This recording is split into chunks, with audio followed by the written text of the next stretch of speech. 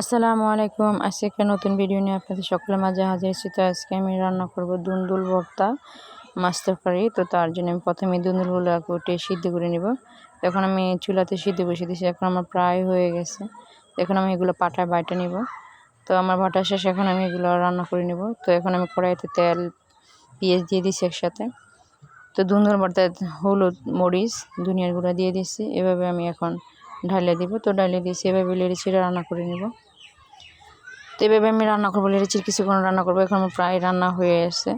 এখন আমার দুন্দুল ভর্তা প্রায় হয়ে গেছে, এখন আমি নামিয়ে নেব। তো আজকে আমি রান্না করব ডালা মাছ পেঁয়াজ দিয়ে হালকা ঝোল তরকারি রান্না করব। তো তার জন্য আমি এখন মাছগুলো ভাজে নেব। তো এখন আমি কড়াইতে তেল দিয়ে দিছি। তো তেল দেওয়ার পরে এখন আমি মাছগুলো দিয়ে দিব। তো এইভাবে আমি মাছগুলো হালকা ভাজা নেব। তো এখন এক পাশ হয়ে গেছে, আরেক পাশ উল্টিয়ে দিব। এভাবে আমি উল্টিয়ে দিয়েছি। এখন এই মাছগুলো ভাজা হয়ে গেছে। তো আবারও এইভাবে সবগুলো মাছ আমি এভাবে ভাজা নিব। তো তার জন্য আমি কড়াইতে দিয়ে দিছি। তো এখন এক পাশ হয়ে গেছে, উল্টিয়ে দিয়েছি। এখন আমার মাছগুলো প্রায় ভাজা হয়ে গেছে, এখন আমি সবগুলো মাছ নামিয়ে নিব।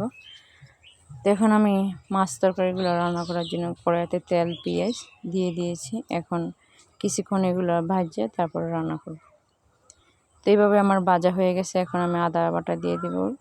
এখন সামান্য একটু পানি দিয়ে দিছি। এখন হলুদ মরিচ একসাথে দিয়ে দিছি। এখন আমি কিছুক্ষণ কষিয়ে নিব। কষানোর পর মাছগুলো দিয়েছি, এভাবে মাছগুলো আবার কষিয়ে নিয়েছি। এখন আমি তরকারি ঝোলের জন্য পানি দিয়ে দিব। তো আমি দিয়ে দিছি পানি। তো আমার এভাবে আমি আজকে তরকারি রান্না করবো। এখন আমি ধনিয়া পাতা দিয়ে দিছি। তো এখন আমার প্রায় তরকারি রান্না হয়ে গেছে।